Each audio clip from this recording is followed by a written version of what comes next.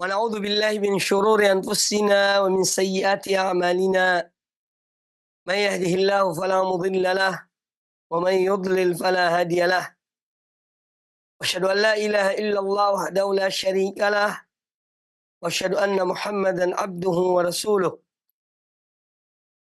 يا أيها الذين آمنوا اتقوا الله حق تقاته ولا تموتن إلا وأنتم مسلمون يا أيها الناس اتقوا ربكم الذي خلقكم من نفس واحدة وخلق منها زوجها وبث منهما رجالا كثيرا ونساء واتقوا الله الذي تساءلون به والأرحام إن الله كان عليكم رقيبا يا أيها الذين آمنوا اتقوا الله وقولوا قولا سديدا يصلح لكم أعمالكم ويغفر لكم ذنوبكم ومن يطع الله ورسوله فقد فاز فوزا عظيما. أما بعد, kaum muslimin, para pemirsa dan para pendengar televisi Roja dan radio Roja, semoga senantiasa dirahmati Allah Subhanahu wa taala.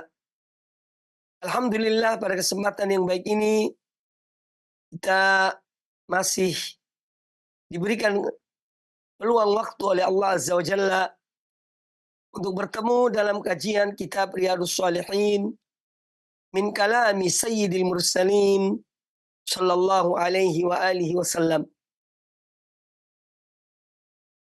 Pembahasan kita insyaallah masih pada bab tentang larangan melihat wanita asing atau wanita yang bukan mahram. Demikian pula melihat anak muda yang dapat menimbulkan fitnah, yaitu anak muda atau anak kecil yang disebut dalam bahasa Arab al-amrad.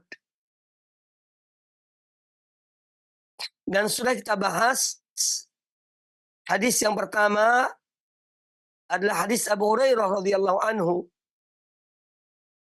yang mana beliau berkata, qala Rasulullah sallallahu alaihi wasallam, Rasulullah sallallahu bersabda, kutiba ala ibni Adam nasibahu minaz zina.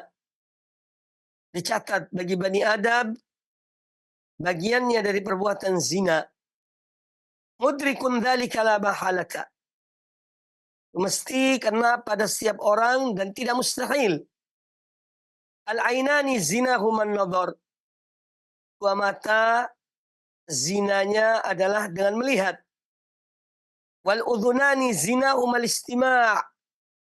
Dan dua telinga zinanya adalah dengan mendengar. Wal lisanu zinahul kalam. Dan lisan zinanya adalah berbicara. Wal yadu zinahal batshu. Dan tangan zinanya adalah memegang, meraba. Wal rijlu zinahal khuta. Dan kaki zinanya adalah melangkah. Wal qalbu yahwa wa yatamanna. Dan hati pun ingin serta berangan-angan untuk melakukan zina. Wa yusaddiqu dzalikal farju aw yukadzibuhu.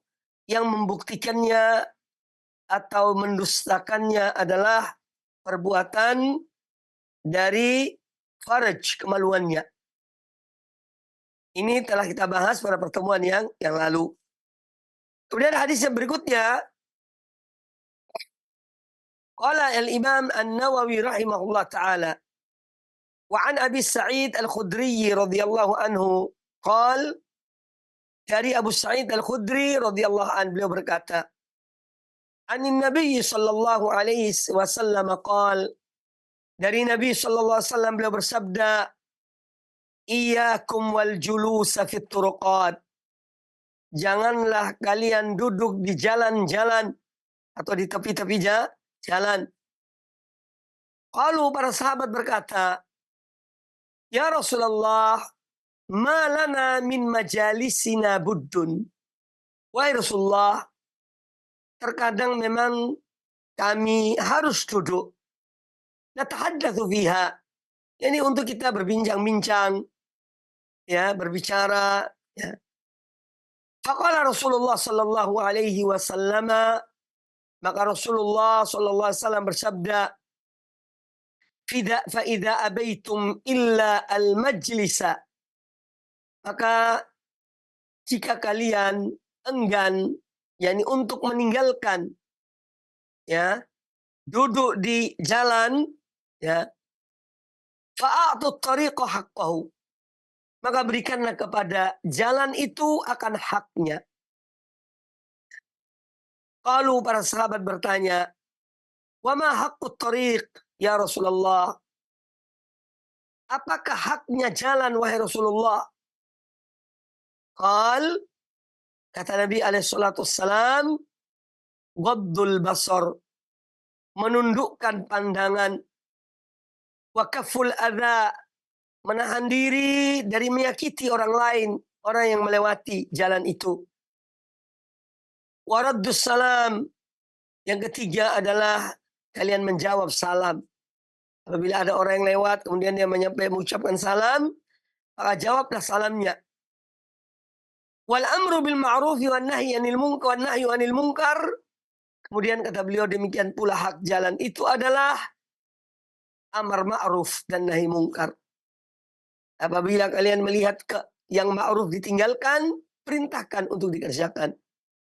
Apabila kalian melihat ada larangan yang dilanggar, maka cegahlah, ya. Ada kemungkaran yang dilakukan seseorang, maka cegahlah dari kemungkaran tersebut. Hadis ini adalah hadis muttafaqun alaih, diriwayatkan Imam Bukhari dan Imam Muslim di dalam Sahih Bukhari dan Sahih Muslim. Nah, hadis ini menjelaskan kepada kita tentang adab-adab ketika duduk di jalan atau di tepi jalan, ya, dan itu banyak. Kita melihat misalnya di gang-gang yang ada di tempat tinggal kita misalnya, atau di sekitarnya, itu tidak sedikit dalam waktu-waktu tertentu ada orang-orang yang duduk dan mereka berbincang-bincang. Nah, Nabi alaihissalam pada awalnya beliau melarang, ya, kata beliau, iyyakum wal julusa fit turuqat, ya, janganlah kalian duduk di jalan-jalan. Para sahabat ini kemudian bertanya, ya, karena mereka mengetahui bahwa terkadang mereka duduk di jalan. Makanya mereka bertanya kepada Rasulullah SAW, wahai Rasulullah, ma lana min majalisina buddun, ya, natahaddatsu fiha. Wahai Rasulullah, misalnya kami ini harus duduk di jalan untuk kita berbincang-bincang.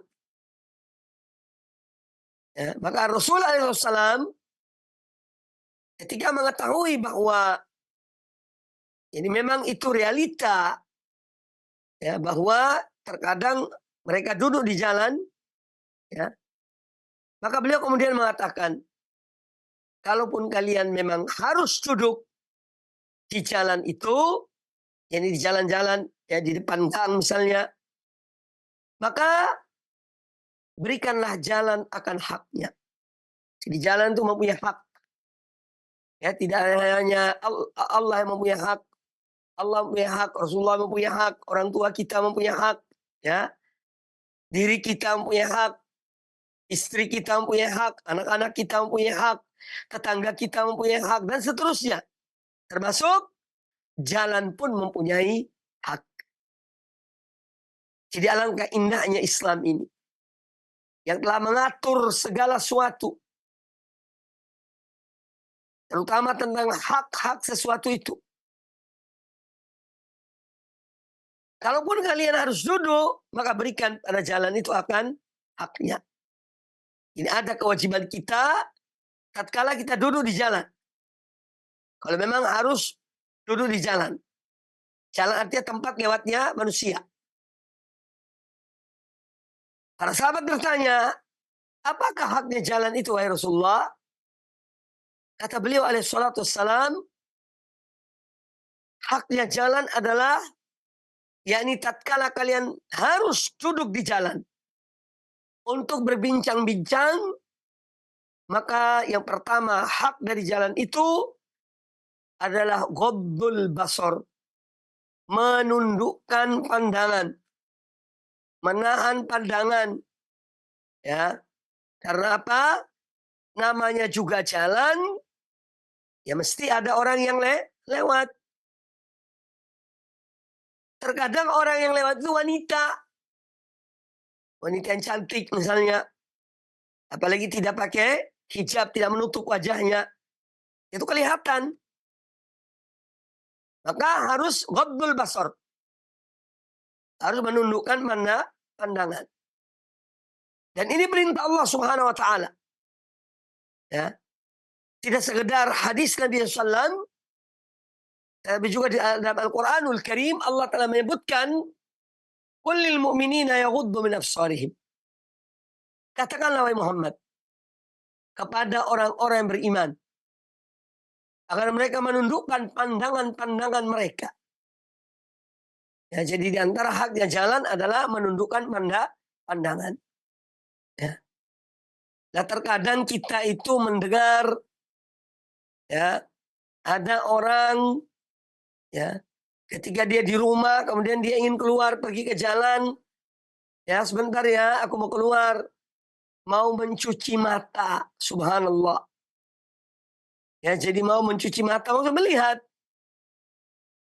Padahal sebetulnya bukan mencuci mata, mengotori mata. Ketika melihat yang haram.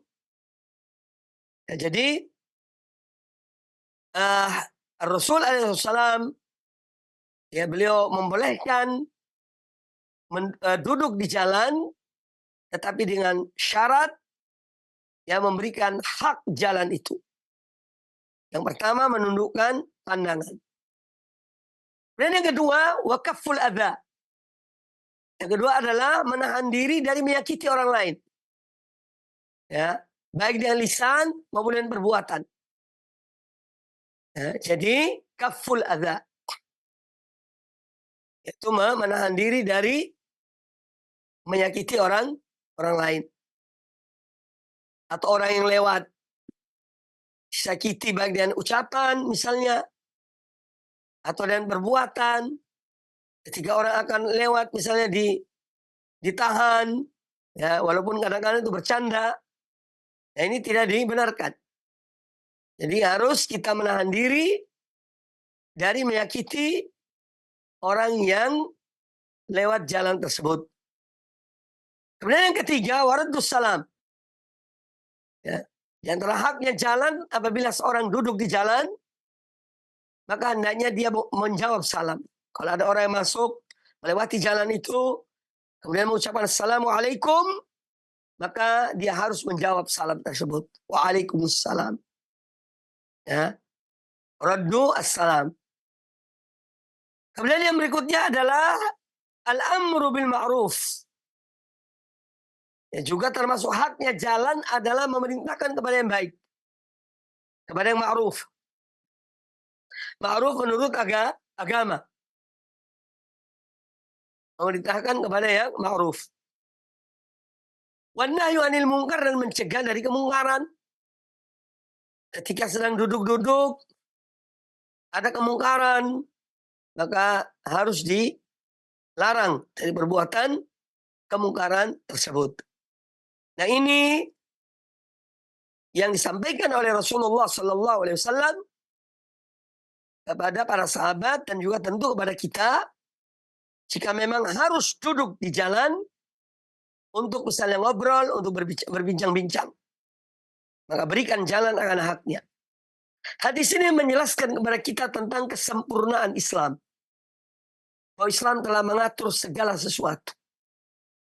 Dari hal yang paling besar sampai kepada hal yang paling kecil.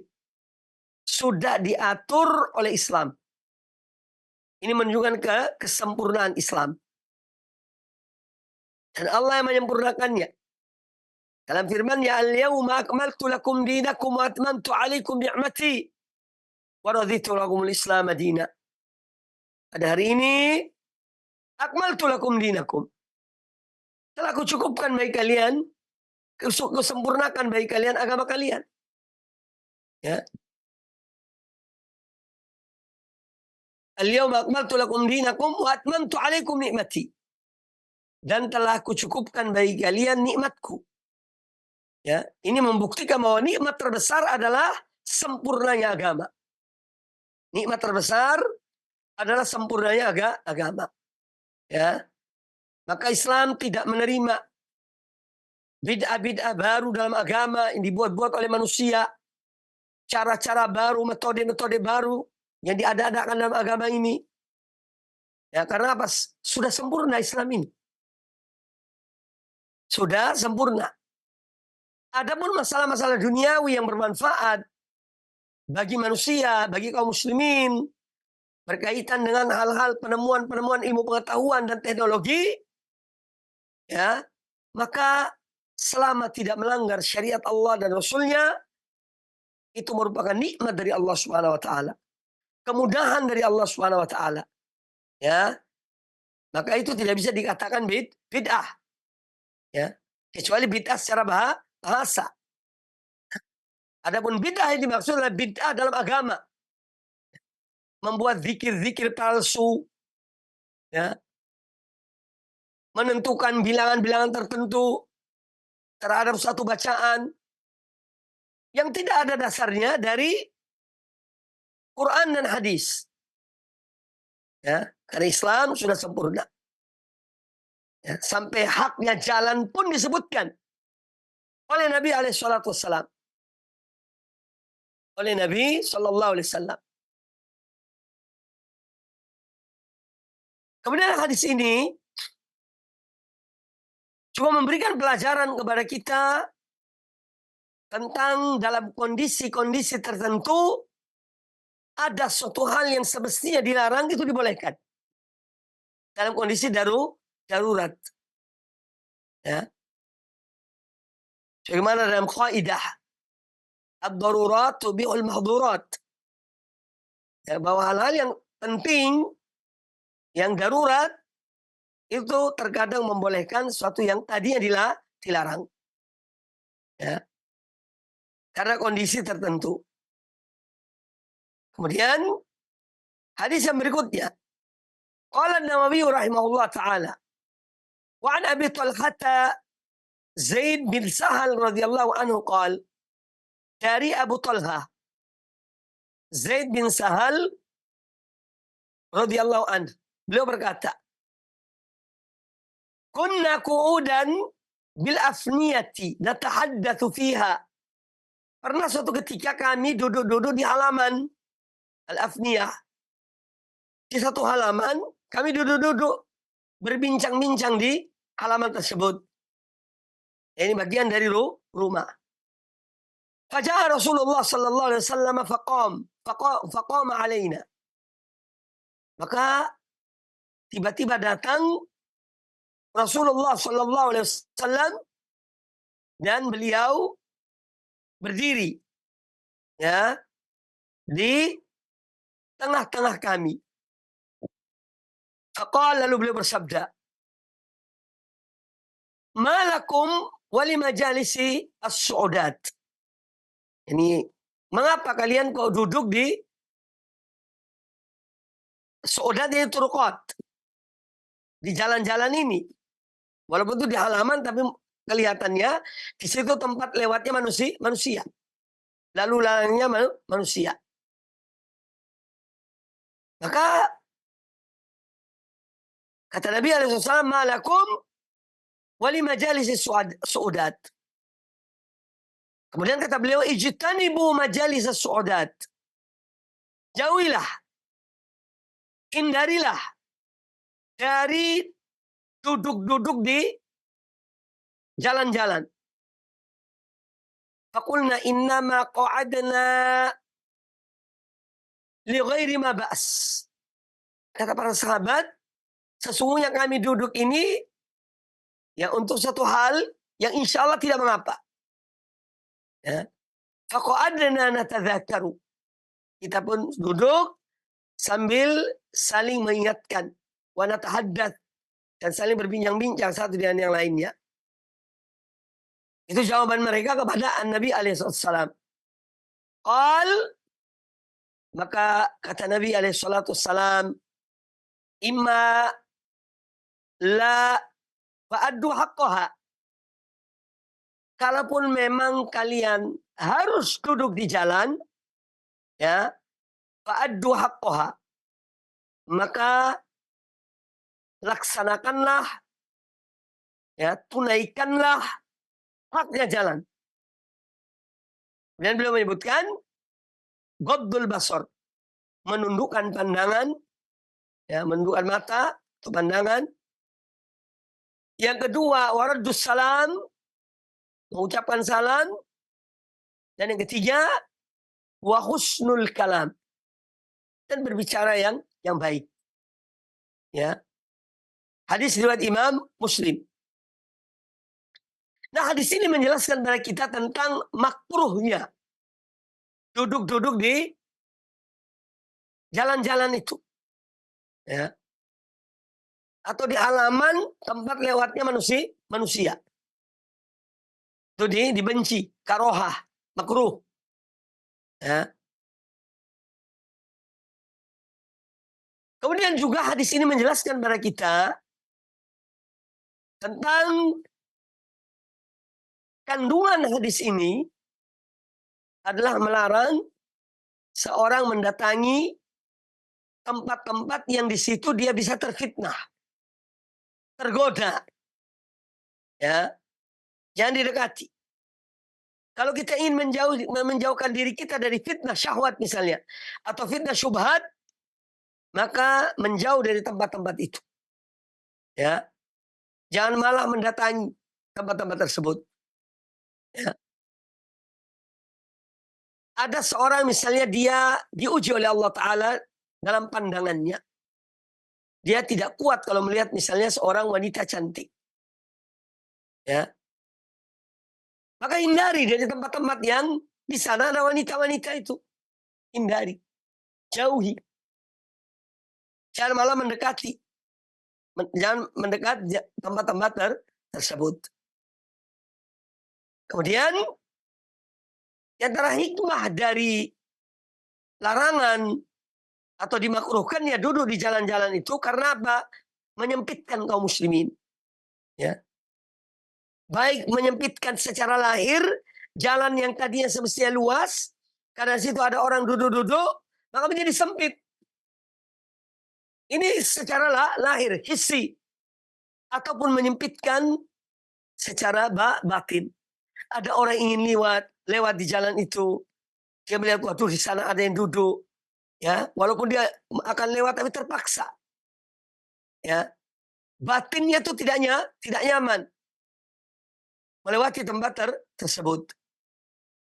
Nah, jadi ini di antara arahan yang diberikan oleh Nabi alaihissalam kepada umat ini. Ya, kita jangan menyempitkan jalan-jalannya kaum muslimin. Ya. Bahkan kita disuruh untuk apa? Kalau ada penghalang di jalan itu diangkat, dibuang, ya, dikesampingkan supaya tidak mengganggu orang yang lewat. Ya, tidak mengganggu orang yang lewat.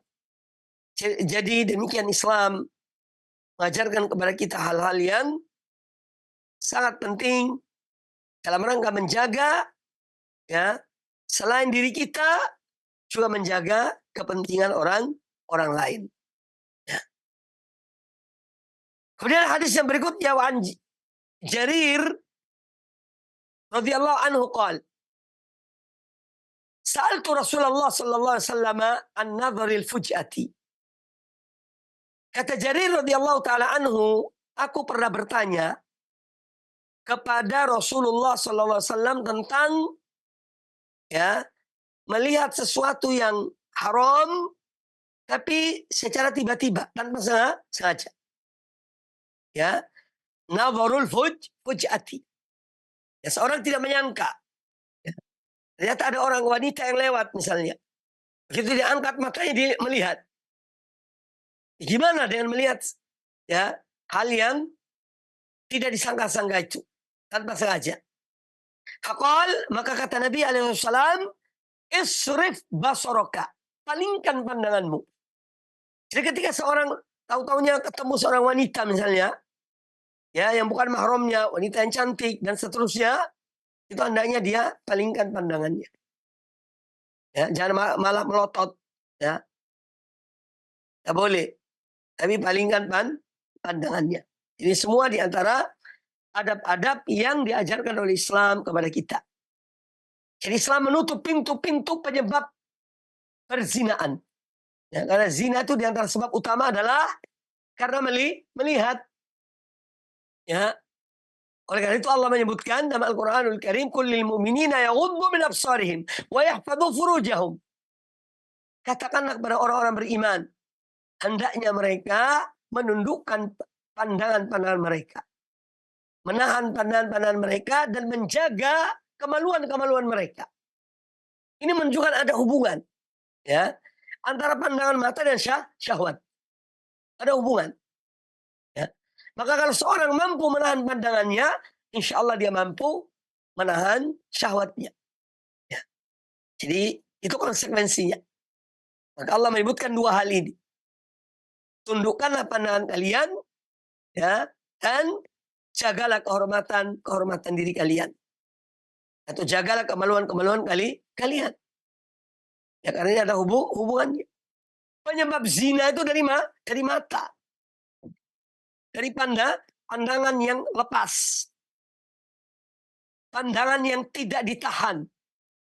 Ya. Apalagi kita hidup di zaman seperti ini. Ya. Yang mana di medsos kita jumpai banyak gambar-gambar wanita, ya, gambar-gambar laki-laki yang ganteng misalnya, juga tergoda bagi wanita. Karena Allah menyebutkan wa kullil mu'minati yaghuddna min absarihinna wa yahfadna furujahunna. Dan katakanlah kepada wanita-wanita mukminat, hendaknya mereka pun menahan pandangan-pandangan mata mereka dan menjaga kehormatan diri mereka. Ya.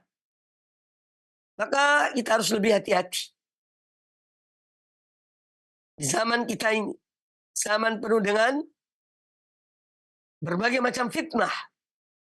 Dan itu ada di dekat kita. Bisa kita buka, bisa kita lihat. Ini kembali kepada diri masing-masing. Ya. Dan ketakwaan kepada Allah Subhanahu wa ta'ala. Kalau seorang bertakwa pada Allah, dia mengetahui bahwa Allah adalah zat yang maha melihat. Dalam kondisi apapun dia berada, Allah maha melihat, Allah maha mengetahui. Maka dia akan dengan sendirinya berupaya untuk menghindar dari fitnah-fitnah tersebut. Ya. Banyak rumah tangga hancur. Karena apa? Ya fitnah mata ini, pandangan mata ini. Ya. Salah satu sebab utama. Seorang bercerai, berfiraq, ya, rumah tangga suami istri cerai gara-gara ya pandangan itu yang tidak terkendali, tidak ditahan. Itu dampaknya, itu akibatnya.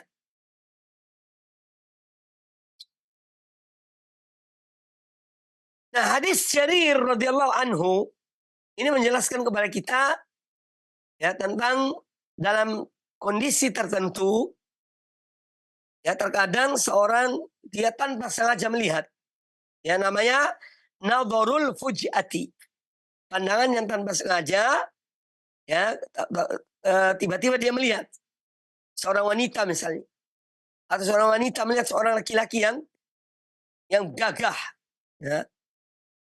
Nah ini apa yang dilakukannya? Itu palingkan wajah, palingkan pandangannya. Ya, palingkan pandangannya. Itu yang diarahkan oleh Nabi Shallallahu Alaihi Wasallam. Dan karena ini perintah Nabi alaihi salatu wassalam dan perintah itu wajib, maka kewajiban seorang ketika dia melihat yang haram, segera dia palingkan pandangannya. Dan jangan dia malah memperpanjang pandangannya kepada yang dilihat itu, ya apalagi sambil menikmatinya, ya ini termasuk hal yang diharamkan, yang tidak dibolehkan. Kemudian hadis ini juga memberikan pelajaran tentang apa? Dianjurkannya wanita itu menutup wajahnya, ya, menutup wajahnya, ya. Karena ada dua pendapat ulama tentang menutup wajah, ya. Memakai cadar. Sebagian ulama mewajibkannya. Sebagian ulama mengatakan itu anjuran yang sangat, ya, istihbab kayak wanita menutup wajahnya. Kemudian hadis ini juga memberikan pelajaran pada kita tentang anjuran untuk menahan pandangan. Hadis berikutnya. Wa an Ummi Salamah radhiyallahu anha qalat. Ya, dari Ummu Salamah radhiyallahu anha beliau berkata, "Kuntu inda Rasulillah sallallahu alaihi wasallam wa indahu Maimunah." Pernah aku berada di sisi Rasulullah SAW dan ketika itu juga ada bersama beliau istri beliau namanya Maimunah. Ya. Fa'aqbala ibnu Ummi Maktum. Ketika dua istri ini berada bersama Rasulullah SAW, tiba-tiba datang Abdullah ibnu Ummi Maktum. Beliau seorang yang buta. Ya, Abdullah ibnu Ummi Maktum seorang muadzin, ya, muadzin Rasulullah SAW yang mengumandangkan azan, dan beliau adalah orang yang tidak melihat, buta orangnya. Wadzalika ba'da an umirna bil hijab, kata Ummu Salamah, kejadian ini terjadi setelah kami diperintahkan untuk menutup wajah, hijab. Faqala Nabi sallallahu alaihi wasallam, ketika Nabi SAW melihat Abdullah ibni Ummi Maktum datang, beliau mengatakan pada, ya, dua wanita ini, ya, dua istrinya, ihtajiba minhu. Ini andanya kalian menutup wajah-wajah kalian, ya, dari Abdullah ibnu Ummi Maktum. Ketika mereka mendengar Rasulullah SAW menyuruh mereka pakai hijab, ya, faqulna ya Rasulullah, alaysa huwa a'ma la yubsiruna wa la ya'rifuna.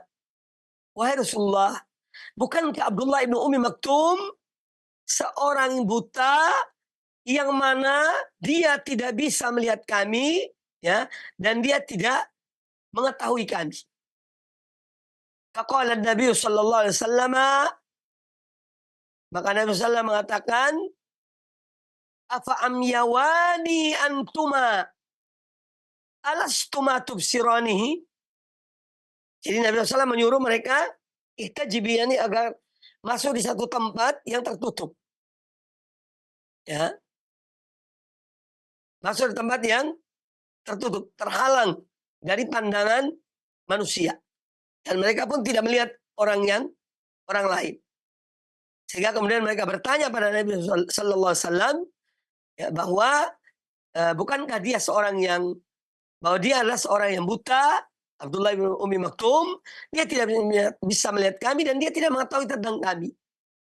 Maka Nabi SAW mengatakan pada mereka, pada Ummu Salamah dan Maimunah, ya, afa amyawani antuma, ya, alastuma tubsiranihi. Apakah, ya, kalian juga buta, ya, kalian berdua apa juga buta, bukankah kalian bisa melihat dia? Hadis riwayat Imam Abi Daud dan Imam At-Tirmidzi. Walaupun sebagian ulama peneliti hadis ini mengatakan hadis ini dhaif. Hadis ini lemah.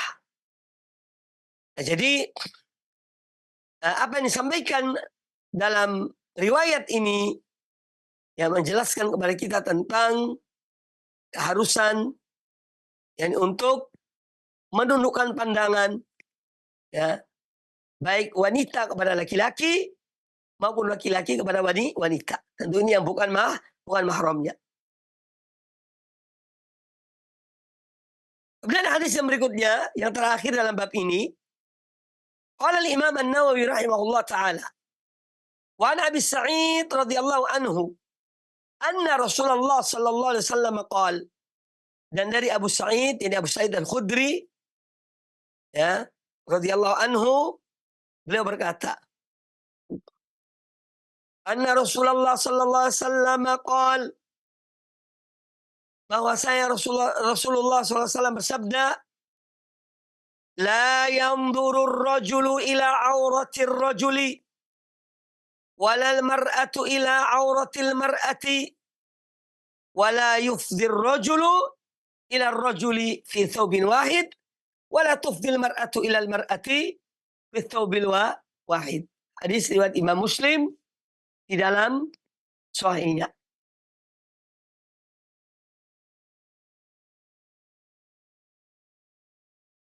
Kata Nabi alaihissalam dalam hadis ini, la yanzuru rajulu ila aurati rajul.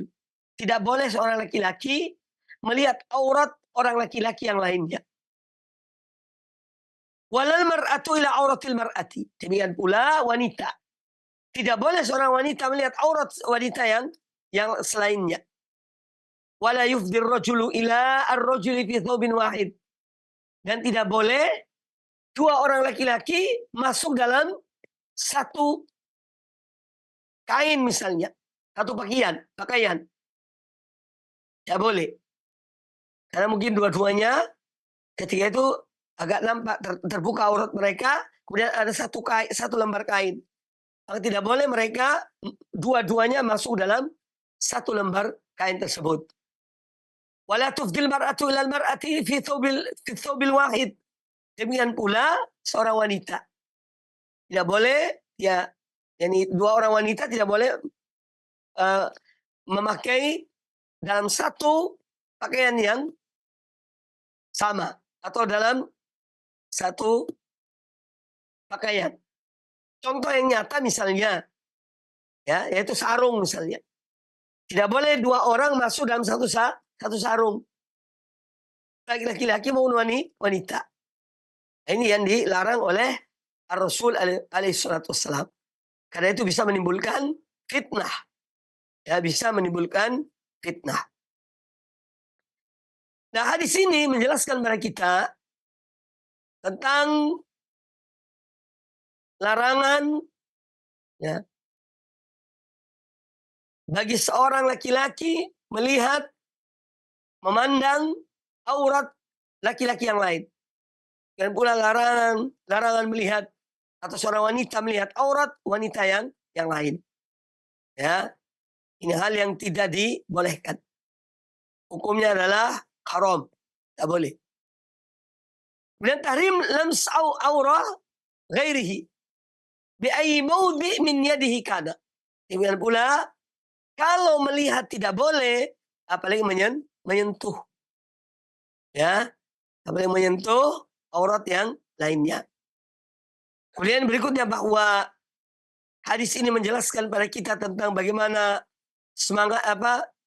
giatnya Islam, ya, semangatnya Islam di dalam menjaga, ya, kesucian sebuah komunitas Muslim, ya, dan menutup setiap pintu-pintu syaitan yang akan menjerumuskan manusia kepada perbuatan keji. Ya, itu telah ditutup oleh Islam. Telah ditutup oleh Islam. Kita ini masih sering melihat, ya, dan ini satu hal yang sangat, ya, tidak sepatutnya. Terkadang ketika misalnya ada sebuah kolam renang, di situ ada laki-laki, ada perempuan, ya, lain dengan yang sistem terpisah. Ya, ini di tempat-tempat umum misalnya. Laki-laki mandi, perempuan mandi, semua terbuka auratnya. Ya. Semua terbuka auratnya. Ya, ini termasuk hal yang diharamkan. Ya. Oleh karena itu kalau misalnya ada, ya, sebuah kolam renang misalnya ya itu tertutup. Ya, yang dibagi waktunya. Misalnya jam sekian sampai jam sekian itu untuk laki-laki. Ya. Kemudian nanti misalnya jam setelah laki-laki pulang, ya, dan baru untuk wanita. Artinya tidak campur baur. Kita masih menjumpai banyak, entah itu di hotel-hotel, entah itu di tempat-tempat pemandian yang umum, di sana terjadi campur baur antara laki-laki dan wanita. Ya, di satu kolam, kemudian mereka renang sambil terbuka aurat mereka. Ini hukumnya adalah haram. Dan kita tidak boleh mendatangi tempat-tempat seperti itu. Ya, tidak boleh mendatangi tempat-tempat seperti itu. Karena ini akan merusak, ya, merusak pandangan kita, merusak hati kita, merusak akhlak kita, ya, ketika mendatangi tempat-tempat tersebut. Demikian pula di pantai-pantai, yang di sana ada orang mandi baik laki-laki ataupun perempuan, yang mereka membuka aurat mereka. Ya, ini juga adalah hal yang dilarang, tidak dibolehkan. Ini Islam mengajarkan kepada kita apa? Supaya kaum muslimin mereka menjaga kehormatan diri mereka, ya, mereka menjauhi sebab-sebab terjadinya perzinaan. Dan ini semua pintu-pintu zina. Pintu-pintu zina.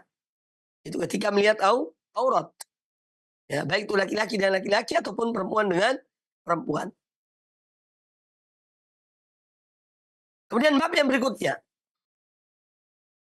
Babu tahrimil khulwati bil ajnabiyah. Bab tentang diharamkannya seorang laki-laki dan seorang wanita yang mereka bukan mahram itu duduk berduaan.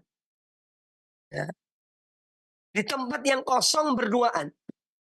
Ini hukumnya adalah haram. Tidak dibolehkan. Tidak dibenarkan. Ya. Bab tahrimil khulwati bil ajnabiyah. Diharamkannya seorang laki-laki berdua-duaan dengan seorang wanita yang bukan mahramnya. Allah Azza wa Jalla berfirman, ini sebagai dalil, dalam surat Al-Ahzab ayat yang ke-53. Wa idza sa'altumuhunna mata'an fas'aluhunna min wara'i hijab. Allah Ta'ala berfirman, apabila kalian meminta dari istri-istri atau dari kaum mukminat atau dari istri-istri Nabi SAW, kalian meminta sesuatu, maka mintalah pada mereka dari balik hijab. Dari balik hijab. Ya. Ini perintah Allah kepada para sahabat. Yang juga tentu ayat ini untuk kaum mukminin, ya, untuk umat ini, bukan hanya untuk para sahabat, tapi untuk semuanya, untuk umat ini. Ya, jadi kalau minta sesuatu itu minta dari balik tirai, ya, dari balik dari tempat yang tertutup. Jadi tidak melihat wanita yang memberikan apa yang kita minta tersebut. Nah, ini bagian juga dari adab-adab yang telah banyak dilanggar oleh sebagian kaum muslimin. Ya. Terkadang ketika datang ke rumah seorang, ya, karena disuruh oleh seseorang untuk mendatangi rumah itu langsung masuk.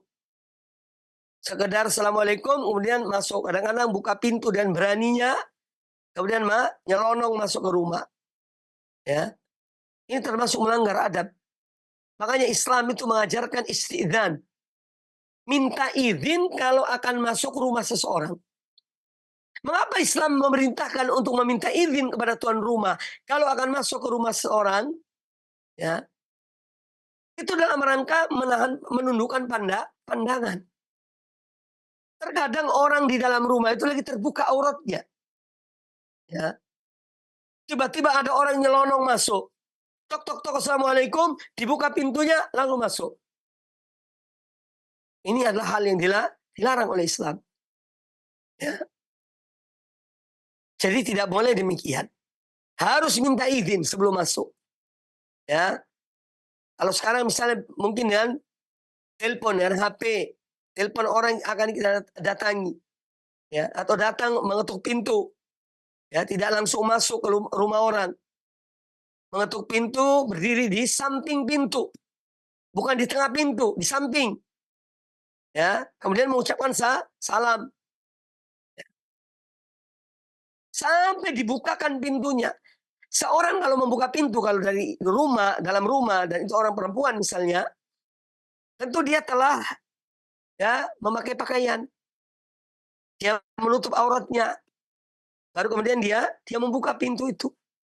Tetapi kalau seorang langsung masuk tanpa izin, ya, ya dengan alasan aku kan niatku baik, aku tidak akan berbuat macam-macam pada wanita yang ada di rumah tersebut misalnya, itu semua adalah bisikan-bisikan syaitan.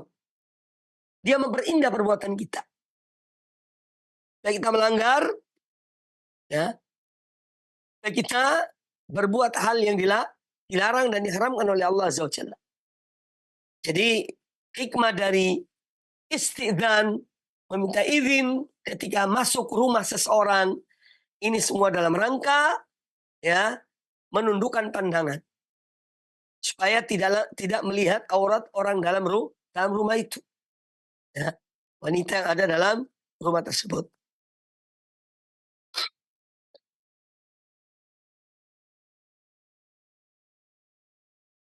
Kemudian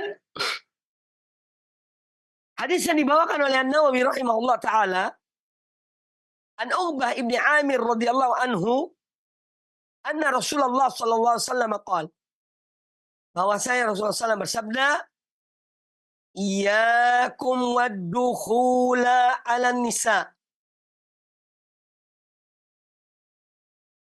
Ya, kata Uqbah bin Amir, Rasulullah SAW bersabda, iyyakum wad-dukhula 'alan nisa.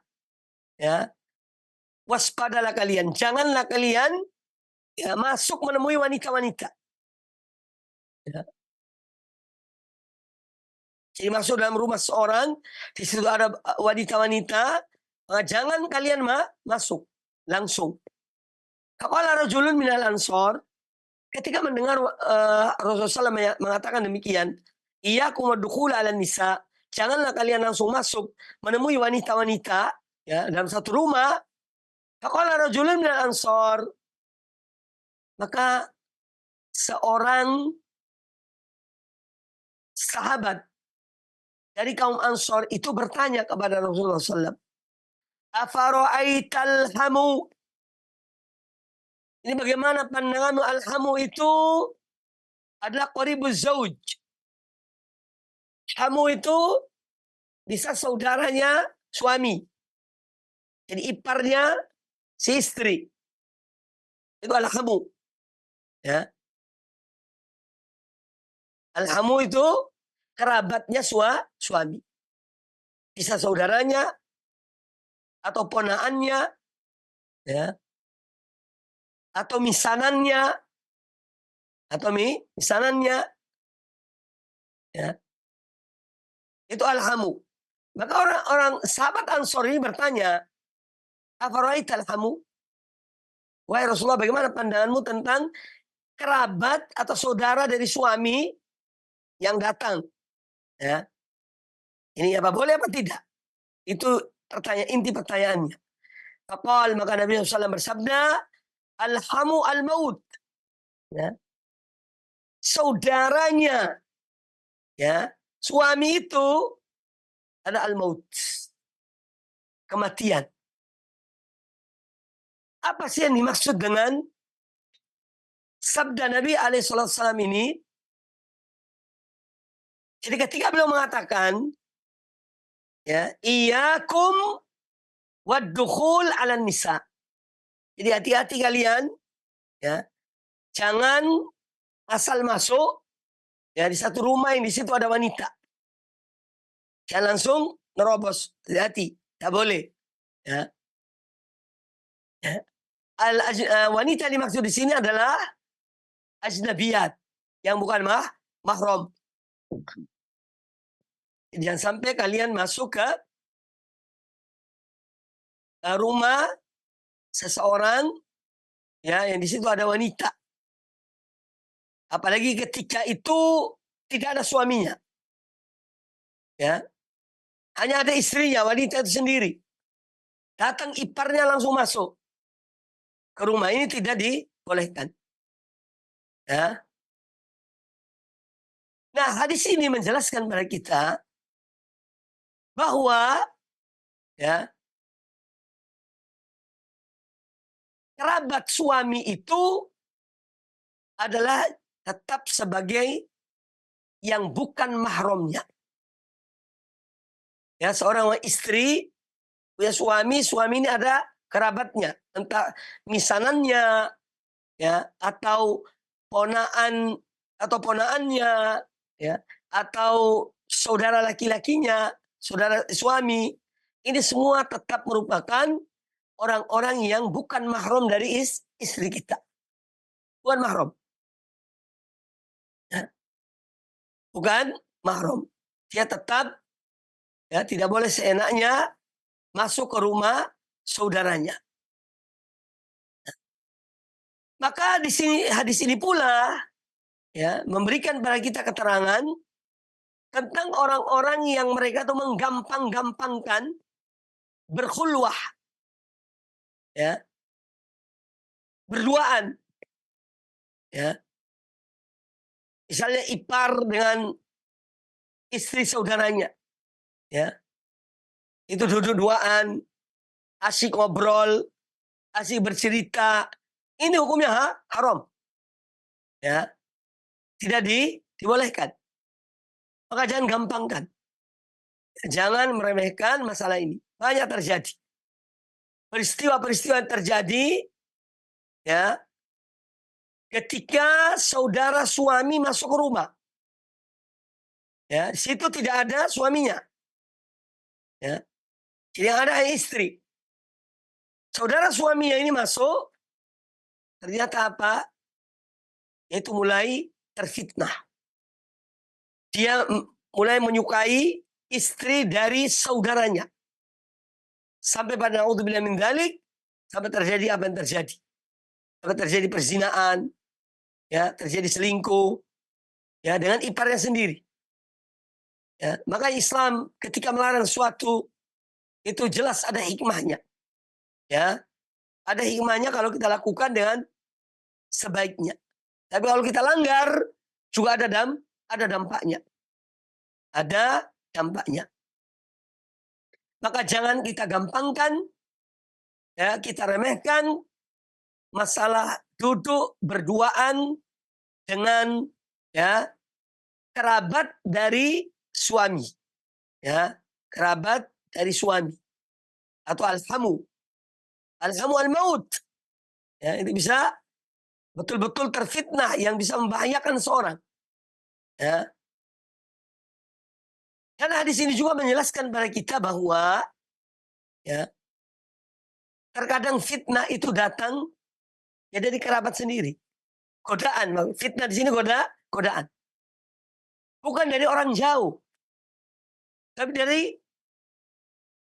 kerabat suami. Demikian pula pernah saya menyampaikan masalah persahabatan, ya, antara dua suami istri dengan dua suami istri yang lainnya, ya. Hubungan itu hendaknya yang wajar. Misalnya suami sama suami teman, istri sama istri teman, itu pun tetap waspada, tetap hati-hati, ya. Jangan kita ini terlalu percayalah, tidak apa-apalah, tidak mungkin ini, tidak mungkin itu, tidak. Syaitan itu punya cara tersendiri, ya, punya metode tersendiri syaitan itu dalam menghancurkan rumah tangga seorang. Maka jangan gampangkan, jangan remehkan, ya. Itu bisa terjadi, naudzubillah min dzalik, ya. Si suami cinta pada istri temannya, si istri cinta pada suami temannya. Naudzubillah. Ya, terjadi apa yang terjadi. Ya. Maka jangan seorang gampangkan, remehkan Semua persahabatan ada batasnya. Ada batas-batasnya. Ya, ini yang harus kita perhatikan. Baik, sementara itu, ya, dari hadis ini, dari penjelasan hadis Nabi SAW, alhamdulillah, semoga apa yang disampaikan tadi ini bermanfaat bagi kita dalam rangka merubah, ya, atau memperbaiki pola hidup kita. Kalau pola hidup kita ini bebas, ya, kemudian pola hidup kita ini cenderung menggampangkan, ya, seorang laki-laki melihat wanita yang bukan mahramnya, maka mudah-mudahan dengan penjelasan-penjelasan dari Rasulullah SAW dalam hadis-hadis beliau, ya, paling tidak dapat menjadikan kita mampu mengendalikan diri, ya, mampu untuk menundukkan pandangan, ya. Semoga demikian. Dan jangan lupa kita selalu berdoa pada Allah Azza wa Jalla agar Allah menjaga diri kita, keluarga kita, anak-anak keturunan kita, agar Allah lindungi dari berbagai macam hal yang akan merusak, ya, merusak rumah tangga, merusak akhlak, merusak moral dari kita semuanya. Ya, jadi Islam adalah agama yang luhur, agama yang demikian indahnya mengatur segala sesuatu dalam kehidupan ini.